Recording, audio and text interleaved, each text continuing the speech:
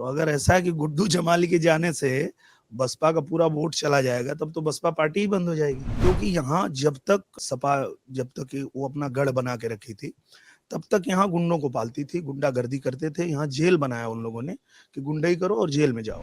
कि आज हर यादव ये कह रहा है, जहां भी हम लोग जा रहे हैं कह रहे हैं कि भैया जब इन लोगों को 5 यादव लड़ाना था और पांचों यादव इनके घर में ही दिखते हैं, तो ये जब तक हारेंगे नहीं तब तक यहाँ के यादव तो इनको दिखेंगे ही नहीं। कि उनको नाचने नहीं आता इसीलिए वो हार जाते हैं। अगर उनको नाचने आता तो यहाँ वो जीत सकते थे, पर वो नाचना ही नहीं जानते। ये कला है और वो कला भगवान की देन है। आजमगढ़ से भारतीय जनता पार्टी के प्रत्याशी दिनेश लाल यादव, जिनको उनके प्रशंसक, कार्यकर्ता, हम में से कई मीडिया कर्मी खूब निरहुआ के नाम से जानते हैं, मेरे साथ मौजूद हैं। साहब, पहला सवाल तो बहुत सीधा ये, उपचुनाव देखा, उससे पहले का एक चुनाव देखा, तीसरी बार जब आप लड़ाई में हैं, इन तीनों लड़ाइयों में कौन सी लड़ाई सबसे ज्यादा मुश्किल, सबसे ज्यादा आसान लग रही है? सबसे आसान तो इस बार ही है, और उसका कारण है कि पहले तो हम लोग जब आए थे तो नए थे, पर हमको जब 1.5 साल मौका मिला तो हम लोगों ने आजमगढ़ में खूब काम किया है।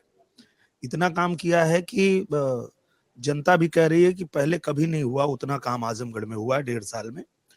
तो इस वजह से इस बार की जो लड़ाई है वो आसान हो गई। चेहरे पर मुस्कुराहट के साथ आप आसान बता रहे हैं, लेकिन कई लोग ये कह रहे हैं कि इस बार समीकरण ज्यादा मुश्किल है, क्योंकि पिछली बार 3 तरफा लड़ाई थी तो फायदा मिला था। क्या समीकरणों का भी असर होता है और 2 तरफा लड़ाई है तो ज्यादा मुश्किल है? इस बार भी 3 तरफा लड़ाई है। किसने कह दिया कि 2 तरफा लड़ाई है? तमाम लोग ये कहते हैं, और मैं तो नाम भी ले लेता हूं, कि गुड्डू जमाली, जिन्होंने पिछले उपचुनाव में अच्छे खासे वोट पाए, लोगों ने कहा कि उनकी ताकत का फायदा आपको ज्यादा मिला, इस बार वो समाजवादी पार्टी पक्ष में चले गए हैं, और वो जो वोट की ताकत है, वो जो तमाम समीकरण है जिसका फायदा मिला, ऐसा कहा जाता है, वो नहीं है। तो अगर ऐसा है कि गुड्डू जमाली के जाने से बसपा का पूरा वोट चला जाएगा, तब तो बसपा पार्टी ही बंद हो जाएगी। बहुजन समाज पार्टी अलग लड़ रही है, उसका वोट अलग है, और गुड्डू जमाली के अकेले जाने से क्या फर्क पड़ता है? कोई फर्क नहीं पड़ेगा। उल्टा उस बार हम लोगों के साथ ओम प्रकाश राजभर जी नहीं थे, इस बार वो भी हैं और अपने पार्टी के साथ हैं, तो इसलिए हमारे लिए और आसान हो गया है। और जबकि सिर्फ वहां गुड्डू जमाली गए हैं, बसपा तो अभी लड़ ही रही है। एक तो बसपा की चिंता भी आप खूब कर रहे हैं, अब तक भारतीय जनता पार्टी के तमाम जितने भी नेताओं, प्रत्याशियों से बात किया, इतनी चिंता करते हुए दिखाई नहीं देते। जहां तक आपने ओम प्रकाश राजभर की बात की, उनके समीकरणों की बात की, वापस घूमकर वो सवाल आ जाता है कि क्या आजमगढ़ को जीतने के लिए उन तमाम जातीय समीकरणों का सहारा ज्यादा जरूरी है, या जो आपने पहले सवाल के जवाब में कहा कि विकास, काम, एजेंडा वो ज्यादा बड़ा होता है? सारी चीजें होती है। जैसे काम भी लोग देखते हैं, अब जहां जहां हम लोगों ने अच्छा काम किया है वहां जयकार हो रही है। आप रासेपुर तितरा में जाएंगे तो वहां की जो सड़क है इतनी बढ़िया बन गई, जो कभी कोई बना ही नहीं पाया। यहाँ तक कि 10 विधायक हैं आजमगढ़ में सपा के, उनके गांव की भी सड़क वो लोग नहीं बनवा पाते थे, वो भी हम लोग 1.5 साल में बनवा दिए। तो उसका भी असर है। अब लोग कह रहे हैं कि ये लोग बिना काम के हैं, इनको तो बेकार में ही हम लोगों ने चुन लिया था, एक आदमी 1.5 साल में ही इतना काम करा दिया। तो मुझे लगता है कि हर तरह से समीकरण अपने साथ है। मुझे यही बात जो आपने अभी कहा ना कि 10 विधायक हैं, इसी के कारण एक सवाल ये उठता है, एक शब्द बहुत चलता है, आपने भी सुना होगा जब आप यहाँ चुनाव लड़ने आए थे, हम लोग भी जब आजमगढ़ की सियासत को पढ़ते और देखते हैं कि आजमगढ़ गढ़ है, समाजवादी पार्टी का गढ़ है या परिवार का गढ़ है, इस तरीके की बातें कही जाती है। परिवार से रिश्तों की प्रचार में वो बात भी आती है। कई बार आप लोग कहते हैं, आपके समर्थक कहते हैं कि वो दुहाई देते हैं, मैं उसको दुहाई शब्द ना कहूं, लेकिन एक परिवार के नाते की या गढ़ की वो भी बात करते हैं। क्या वास्तव में आपको लगता है गढ़ है, और वो बोलते हैं कि पिछली जो उपचुनाव की जीत थी वो अपवाद थी? आपने भी सुना होगा, विरोधी खूब कहते हैं आपके बारे में। मुझे लगता है कि अगर आप धरातल पे पता करेंगे तो अभी ये जो विधायक की बात आप कर रहे हैं, ये लोग जब जा रहे हैं चुनाव प्रचार में तो लोग उनको खदेड़ ले रहे हैं, बोले भैया तुम तो दिखे नहीं कभी, अब क्या करने आए हो? तो ये हाल है उनका। और जहां तक परिवार की बात है, वो भी उन पे भारी पड़ रही है कि आज हर यादव ये कह रहा है, जहां भी हम लोग जा रहे हैं कह रहे हैं कि भैया जब इन लोगों को 5 यादव लड़ाना था और पांचों यादव इनके घर में ही दिखते हैं, तो ये जब तक हारेंगे नहीं तब तक यहाँ के यादव तो इनको दिखेंगे ही नहीं। तो वो लोग भी उनको हराने के लिए तैयार बैठे हैं। प्रचार के दौरान और उम्मीदवार आने से पहले आपने एक बात कही थी, उपचुनावों के बाद से लगातार, कि आपकी लड़ाई, आप कहते थे कि अगर मेरी लड़ाई है तो मेरी लड़ाई अखिलेश यादव से है। अब जब धर्मेंद्र यादव सामने दिख रहे हैं तो क्या आपको लग रहा है कि धर्मेंद्र यादव से लड़ाई है, या अभी भी परोक्ष या अपरोक्ष रूप से अखिलेश यादव से आपकी लड़ाई? मुझे लगता है कि ये लोग तो लड़ाई से बाहर हो गए। उसका कारण ये है कि 19 में जीते तब भी भाग गए, 22 में हारे तब भी भाग गए, और अब जो है 24 में आए हैं तो जनता पूछ रही है कि आप लोग न 19 के बाद दिखे, न 22 के बाद दिखे, तो अब क्या करने आए हैं? ये तो यहीं रहा। 19 में मैं हार गया तो भी यहीं था, यहाँ रह के काम कर रहा था। 22 में जीता तो भी यहाँ रह के काम किया। पर ये लोग जीतते हैं तो भी भाग जाते हैं, हार जाते हैं तो भी भाग जाते हैं। सिर्फ चुनाव लड़ने आते हैं, अभी चुनाव के बाद फिर इनके कार्यालय पे ताला लग जाएगा। और जो आपने अभी धीरे से बिल्कुल कहा था वो वाले सवाल, कि अखिलेश यादव से क्या आपकी अभी भी लड़ाई है? मुझे लगता है कि ये लड़ाई इसलिए है कि ये जो पूर्वांचल के यादव हैं, उनको इनका हक कैसे मिलेगा? जब तक कोई इनसे लड़ेगा नहीं, तब तक ये तो दिखाते रहेंगे कि इनके घर में ही यादव है और पूरे पूर्वांचल में इनको एक भी यादव नहीं दिखता है। अब जब हम लड़ रहे हैं और लड़ के इनको दिखा रहे हैं कि देखो यहाँ भी यादव है, तो अब इनको दिखने लगेगा। तो लड़ाई तो ये है, इसमें कोई दो राय नहीं है। और जो यादव हैं उनको भी समझना पड़ेगा कि ये मैं उन्हीं के हक की लड़ाई लड़ रहा हूँ। उनको लग रहा है कि मैं उनके खिलाफ हूँ, पर मैं उन्हीं के हक की लड़ाई लड़ रहा हूँ कि भैया जब ये हारेंगे तभी तुम लोगों को भी मौका मिलेगा। इस आजमगढ़ में इतने बड़े बड़े यादव नेता हैं, उनको भी मौका तब मिलेगा जब ये लोग हारेंगे। एक चीज और बताइए, क्या आजमगढ़ को इस बार, क्योंकि उपचुनाव उस फेहरिस्त में या उन आम चुनावों के साथ नहीं आता, हम दूसरा मेठी देख सकते हैं कि जहां पर हाँ दो बड़े कद्दावर नेता, दो लड़ाई, और एक गढ़ को, या एक जो गढ़ कहा जाता है, आप लोग कहते हैं कहा जाता है, वो लोग कहते हैं गढ़ है, उसकी लड़ाई है? क्योंकि अमेठी 2019 हमने देखा, एक सफलता भारतीय जनता पार्टी को उसी तरीके से मिली। क्या आजमगढ़ को भी पूर्वांचल में उसी लड़ाई के तौर पर देखा जाए? मुझे लगता है कि आजमगढ़ भाजपा का गढ़ हो गया है, और उसका कारण ये है कि 1.5 साल में प्रधानमंत्री जी ने और मुख्यमंत्री जी ने फोकस करके आजमगढ़ में इतना काम किया है। यहाँ विश्वविद्यालय बन गया, यहाँ नई रेल लाइन बन रही है, यहाँ नया रेलवे स्टेशन बन रहा है, अंतरराष्ट्रीय हवाई अड्डा बन रहा है, यहाँ रिंग रोड बन रहा है आजमगढ़ में।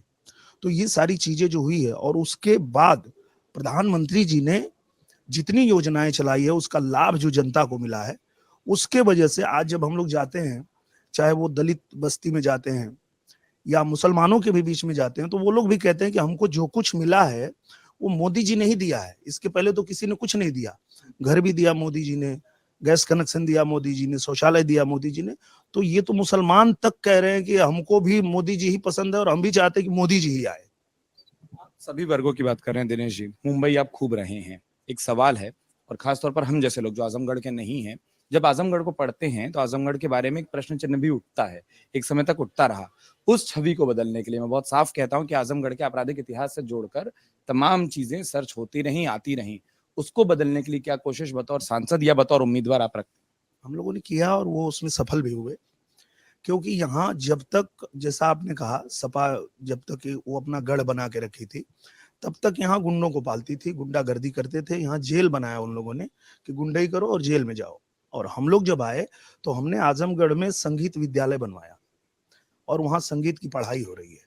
तो ये अंतर हुआ है आजमगढ़ में। आज 22 फिल्में 1.5 साल में बनी है आजमगढ़ में। जिस आजमगढ़ में कोई आना नहीं चाहता था, वहीं 22 फिल्में एकदम निडर होकर लोग बना रहे हैं। ये आजमगढ़ बदला है, इस तरह से बदला है। जो आपने पहली लाइन कही, क्या ये मैं मानूं कि आजमगढ़ के जो आतंक कनेक्शन, जो उस तरीके के कनेक्शन के बारे में लिखा गया, सबूत आए, कई सारी चार्जशीट से लेकर कई सारे मामलों में नाम आया, क्या आपको लगता है कि वो उस समय की सरकार का संरक्षण था, एक पार्टी का संरक्षण था, इसलिए वो छवि बनी, इसलिए वो चीजें यहाँ हुई? बिल्कुल बिल्कुल। जब तक गुंडों को सह नहीं मिलेगा तब तक वो गुंडाई करेंगे नहीं। जब उनको पता है कि अगर एक चौराहे पे किसी बेटी का दुपट्टा पकड़े, अगले चौराहे पे गोली मार दिया जाएगा उनको, तो उनकी हिम्मत नहीं पड़ेगी कि वो ऐसी कुछ भी गुंडाई करे यहाँ। तो अब उत्तर प्रदेश में यही राज्य चल रहा है, ये शासन चल रहा है कि हाँ भाई, गुंडाई करोगे तो या तो जेल में या तो सीधा ऊपर। तो फिर किसी की हिम्मत नहीं है गुंडाई करने की। इस कमरे में आपसे बातचीत कर रहा हूँ, इंटरव्यू कर रहा हूँ, सामने रामचरितमानस है, आगे राम जी की मूर्ति है, यहाँ अयोध्या का राम जी का एक मंदिर है, और थोड़ी देर पहले कुछ लोग आपको भेंट के लिए डाक टिकट लेकर आए। प्रचार में ये शब्द प्रभु श्री राम, अयोध्या, क्या ये भी दिखाई देता है? जनमानस से बात करते हैं, ये भी आपको चीज दिखाई देती है, या आप एकदम से राममय हुए हैं? मुझे लगता है कि मुझे बोलना ही नहीं पड़ता है। जब से राम मंदिर का प्राण प्रतिष्ठा हुआ है, हम लोग कहीं जाते हैं तो जनता ही जय श्री राम चिल्लाने लगती है, हमको बोलने की जरूरत नहीं पड़ती है। आज एक एक व्यक्ति जो है वो राममय हो चुका है। व्यक्ति राममय हो चुका है और तमाम जो लोग हैं वो भेंट में भी वही देते हैं, वो भी हमने देखा है। एक चीज और मैं पूछना चाह रहा हूं, क्योंकि एक सवाल ये उठता है कि क्या आजमगढ़ को उनके स्थानीय नेता, जिसका आपने भी जिक्र किया, वो नहीं मिल सकते? आपके विरोधी भी ये कह रहे हैं कि हम तो फिर भी परिवार का नाता बनाकर रखे, वो तो बाहर ही हैं, एक बार के चुनाव में। और वो तो बहुत साफ कहूं, जो हमारे कैमरे पर भी कहा गया है, जो तमाम समर्थक कहते हैं कि उपचुनाव था, मैनेज हुआ, वो लोग भी बाहर ही हैं। मुझे लगता है कि ये आजमगढ़ में मेरा ननिहाल है। मेरे चाचा की शादी यही हुई है, मेरे बहन की शादी यहाँ हुई है। तो आजमगढ़ में तो आना जाना मेरा चुनाव से पहले से है, बहुत पहले से है। और दूसरी बात, अगर गाजीपुर से मैं आके यहाँ लड़ रहा हूं तो भी मैं यहीं रहता हूं। वो लोग वहां से आके लड़ते हैं, इस बारे में तो कोई टिप्पणी ही नहीं है। टिप्पणी ये है कि आप लड़ने के बाद भाग क्यों जाते हैं? मैं हारा तो यहीं रहा ना। अगर वो लोग भी हार के यहीं रहते तो हम मान लेते कि भाई कोई बात नहीं है, वो आए वहां से, पर चुनाव लड़े, हारे या जीते, यहाँ रह रहे हैं, जनता उनसे बात कह पा रही है, पर वो भाग जाते हैं। बात ही इतनी सी है। आपने ढेर सारे विकासों की बात बताई अपने पहले सवाल के जवाब में। आप सड़कों की बात करते हैं, तमाम बात करते हैं। मैं बतौर उम्मीदवार पूछ रहा हूँ, अगर काम हो गया तो आगे आने वाले 5 साल के लिए रोड मैप क्या है? अब जब जनता के बीच में जा रहे हैं तो किन मुद्दों पर आपका प्रचार है? हम लोगों का रोड मैप ये है कि आजमगढ़ को गोरखपुर और बनारस की तरह अगर हमको चमकाना है तो सबसे पहले महायोजना लागू करवानी थी, वो हम लोगों ने करवा लिया।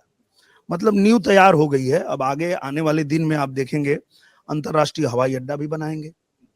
यहाँ जो जो योजना हम लेके आए हैं, चाहे वो रेल पास हुई है, जो नई पटरी बिछ रही है, उसके अलावा जो बड़ी बड़ी ट्रेनें हैं, जो बड़े बड़े शहरों से चलती है, उनको भी आजमगढ़ से चलवाएंगे। यहाँ से मुंबई के लिए, यहाँ से दिल्ली के लिए, दुबई के लिए फ्लाइट भी चलवाएंगे। और यहाँ बड़े बड़े उद्योग धंधे भी लगेंगे, क्योंकि महायोजना लागू हो गई है। अब ये आजमगढ़ पूरी तरह से बनारस की तरह बदल जाएगा। आपने उद्योग धंधों की बात की, यूथ के आइकन हैं, खूब फैन फॉलोइंग है आपकी, सुपरस्टार हैं।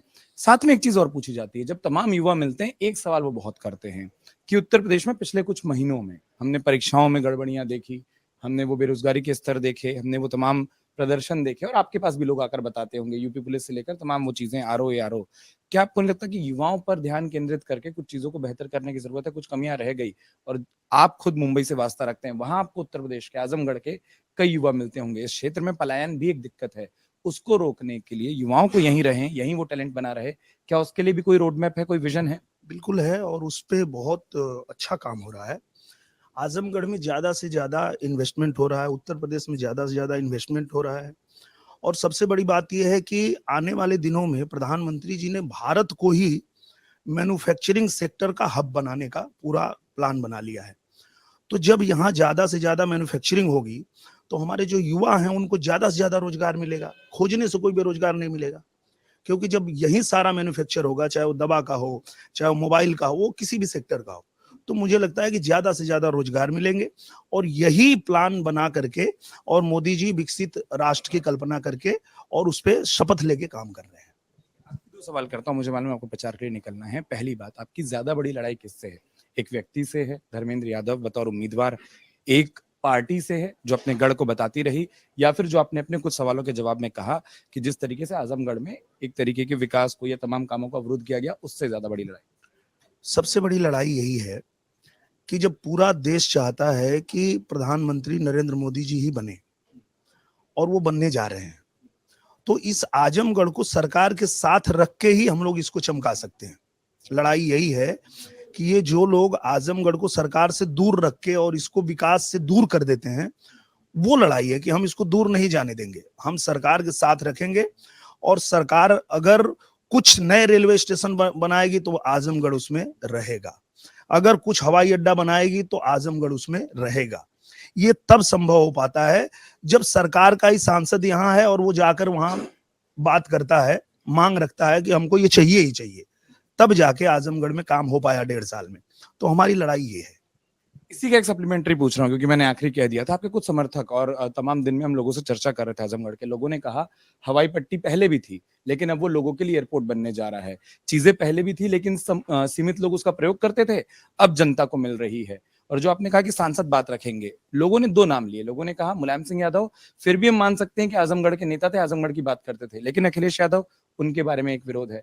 आपका क्या मानना है? आप अखिलेश यादव से भी लड़ाई लड़ चुके हैं, धर्मेंद्र यादव से आप सियासी लड़ाई लड़ रहे हैं, और जैसा आपने कहा इस क्षेत्र से आपका नाता रहा है, तो क्या आपको लगता है कि जानबूझकर आजमगढ़ को विकास से दूर रखा, किसी एक नेता ने रखा, ताकि फिर वो वोट बैंक का लाभ मिलता रहे? बिल्कुल, क्योंकि एक बार जब 19 में मैं लड़ रहा था, तो अखिलेश यादव जी आए थे आजमगढ़ में और उनका वक्तव्य सुना मैंने। मंच से बोल रहे थे कि अगर बच्चों को भर्ती करने के बाद डंडा ही पकड़ाना है, तो परीक्षा की क्या ज़रूरत है? वो दौड़ निकाल लें, बस उनको डंडा थमा दो। तो मैं उस व्यक्ति की विचारधारा को समझने का प्रयत्न किया कि ये चाहते क्या हैं। तो वो चाहते हैं कि यहाँ के बच्चे अनपढ़ रहें, वो पढ़ाई-लिखाई ना करें। अगर कोई बच्चा पढ़ाई नहीं कर रहा, उसका बाप अगर कहेगा कि पढ़ाई करो, तो कहेगा हम दौड़ निकाल लेंगे, हमको नौकरी मिल जाएगी, तो हमको ज़रूरत क्या है पढ़ने की? और वो जब अनपढ़ रहेगा, तभी उनके पीछे चलेगा। क्योंकि वो पढ़ लेगा तब तो वो जान जाएगा कि ये आदमी हमको भरमा के रखा है, गलत तरीके से हमारा इस्तेमाल कर रहा है और हमको हमारा अधिकार लेना है तो इसी से लड़ना है हमको। क्योंकि अगर 5 यादव लड़ाना है और पाँचों घर से ही आदमी ला रहा है, मतलब ये तो सीधा-सीधा यहाँ के यादवों के जो हक है वो छीन रहा है। तो ये तो हक तब मिलेगा जब कोई इसी आदमी से लड़ेगा और वो लड़ेगा जो पढ़ेगा। पर ये चाहता ही नहीं है कि वो पढ़े और लड़े, ये अंतर है। वो चीज आपने 19 के प्रचार में समझ ली थी। एक चीज और पूछता हूँ, क्योंकि आपने 19 का जिक्र किया और अभी भी साहब कई सारे ऐसे कमेंट आते हैं जो आपके प्रोफेशनल करियर के बारे में होते हैं। कई बार आपको ऐसे शब्दों से कहा गया कि मैं उन शब्दों को उसी तरीके से नहीं कहना चाहता। क्या उस तरीके के प्रचार को, उस तरीके के प्रहार को, उस तरीके के वार पलटवार को आप बतौर उम्मीदवार या बतौर व्यक्ति उससे ज्यादा या बतौर कलाकार किस रूप में लेते हैं? मैं बहुत अच्छे से लेता हूँ। मेरा भाग्य है कि ईश्वर ने मुझे कलाकार बनाया है और ये मेरा भाग्य है कि मैं आजमगढ़ के लोगों को ये कह पाता हूँ कि आपके गाँव में शूटिंग भी कर रहा हूँ और आपकी सड़क भी बना रहा हूँ। तो उनको दोनों मज़ा मिल रहा है कि यहाँ पे शूटिंग हो रही है तो वो शूटिंग भी देखते हैं, वहीं अपना पत्र देते हैं कि ये सड़क बनानी है, वो भी बन जाती है। और दूसरी बात, जो वर्ड वो कह के हमको टारगेट करते हैं, वो मैं कहना चाहता हूँ कि उनको नाचने नहीं आता इसीलिए वो हार जाते हैं। अगर उनको नाचने आता तो यहाँ वो जीत सकते थे, पर वो नाचना ही नहीं जानते। ये कला है और वो कला भगवान की देन है। कृष्णा भगवान कलाकार थे, नटराज भगवान कलाकार थे, पर इनकी सोच ही छोटी है, उनको कुछ नहीं कह सकते। और एक कलाकार जो होता है, जैसे मैं कलाकार हूँ और यहाँ मैं 8 फ़िल्में अगर अपनी बनाता हूँ, तो वो फ़िल्में बना करके करोड़ों रुपए मैं सरकार को टैक्स के रूप में देता हूँ। और ये लोग क्या करते हैं, सिर्फ नेतागिरी करते हैं। ये कितना सरकार को देते हैं, पूछिए इनसे। हम तो कलाकार हैं तो अपना परिवार भी चलाते हैं और देश के विकास में करोड़ों रुपया हम टैक्स भी भरते हैं, उसी कलाकारी के जरिए, उसी सिनेमा के जरिए। तो ऐसा ही आदमी चाहिए ना, जो अपना भी काम करे, अपना परिवार अपने प्रोफेशन से चलाए और जनता की सेवा भी करे। पर ये लोग तो वही जनता का पैसा लूटने के लिए आते हैं, हमको तो लूटने की आवश्यकता है नहीं। तो अंतर यही है हमारे और उनके में। शूटिंग टर्म बोल दूं कि आपका कभी पैकअप नहीं होता, क्योंकि पैकअप के बाद भी चिट्ठियां मिलने लगती हैं कि साहब ये बना दो, ये बना दो। हाँ, और हम लोग बनाते हैं, जहाँ शूटिंग होती है वहीं ऑफिस लगा देते हैं। जो भी कोई आया, किसी ने कुछ भी अपना कह दिया कि हमारा ये करना था, ये होना था, वहीं लेटर टाइप होता है, प्रधानमंत्री जी को भेज दिया, मुख्यमंत्री जी को भेज दिया। और इसी आजमगढ़ में 1.5 साल में 12 करोड़ रुपए गरीबों के इलाज के लिए मंगाया हूँ। ये लोग अपनी निधि तक खर्चा नहीं कर पाते, क्या बात करेंगे मुझसे? आपने इशारों में इशारा किया था, क्योंकि आप बहुत साफ गोई से बात कर रहे हैं, वापस उस सवाल को पूछता हूँ। आपकी लड़ाई धर्मेंद्र यादव से बतौर उम्मीदवार है या अखिलेश यादव से है? क्योंकि आपके एक बयान का भी खूब हवाला दिया जाता है। आपने कहा था अखिलेश यादव जहां से लड़ेंगे मैं वहां से लड़ लूंगा। अब वो बोलते हैं देखिए वो तो कन्नौज नहीं आए। मैं वही कह रहा हूँ कि उनके पहले मेरा टिकट फाइनल हो गया ना। अगर उनका पहले वहां फाइनल होता तो मैं पार्टी से ले लिया होता, लेकिन उसके कन्नौज चले जाते 100% लड़ता। मैंने कहा आपको कि जिन लोगों को लगता है कि मैं उनके खिलाफ हूं, उनको पता ही नहीं है कि मैं उन्हीं के हक की लड़ाई लड़ रहा हूं। कि भाई, इस आदमी को अगर यादव अपने परिवार के बाहर दिखता ही नहीं है तो हमें दिखाना पड़ेगा। जब तक इस आदमी को हराएंगे नहीं, भारत के अंदर इसको दूसरा यादव दिखेगा नहीं। तो ये लड़ाई तो है मेरी। एक आखिरी चीज वो ये मैं चाह रहा था, उत्तर प्रदेश तीसरे चरण का और देश भी तीसरे चरण का मतदान करने जा रहा है। 2 चरणों में खासतौर पर उत्तर प्रदेश में मतदान प्रतिशत कम हुआ। आपके कलाकार होने के नाते, आपकी अपनी फैन फॉलोइंग होने के नाते एक अपील मैं चाहता हूं आपसे कि आप तमाम मतदाताओं से, कोई भी मुद्दा कोई भी पक्ष हो, लेकिन मतदान जरूर बढ़ना चाहिए। उत्तर प्रदेश बहुत कम रहा है, वो आगे चरणों में ना दिखे। मुझे लगता है कि मतदान हमारा सबसे बड़ा अधिकार है और ये सबसे बड़ा पर्व भी है, तो इसको हमको बहुत अच्छे से मनाना चाहिए। और उस दिन आप सुबह सुबह तैयार होके जितना ज्यादा से ज्यादा वोट कर सकते हैं करना चाहिए। जो पसंद है उसको करिए, ये हम नहीं कह रहे हैं कि हम ही को करिए, आपको जो पसंद है उसको करिए, पर वोट जरूर दीजिए। और दोनों में से कोई पसंद ना हो तो नोटा भी है वो दबा दीजिए, पर वोट जरूर करिए। बहुत शुक्रिया। अपील की वक्त दिया, और अपील में जो आपने इशारा कर दिया, जो मैं सबसे पहला सवाल पूछा था कि दोनों में से, और लड़ाई इसलिए लोग कहते हैं आजमगढ़ में दो के बीच में है। दो के बीच में ये लड़ाई अभी बसपा और हम लोगों की लड़ाई है, वो तो मैदान से बाहर है, पहले ही बताया मैं। अभी क्या है, जो बसपा प्रत्याशी हैं वो मुसलमान है, तो उनका मुस्लिम और दलित जो बसपा का है उसको लेकर के वो अच्छी लड़ाई लड़ रहे हैं, तो इसलिए मैंने कहा कि दोनों की लड़ाई, ये तो बाहर है, ये तो लड़ाई के बाहर चले गए उसी दिन जिस दिन ये परिवार से भेज दिए।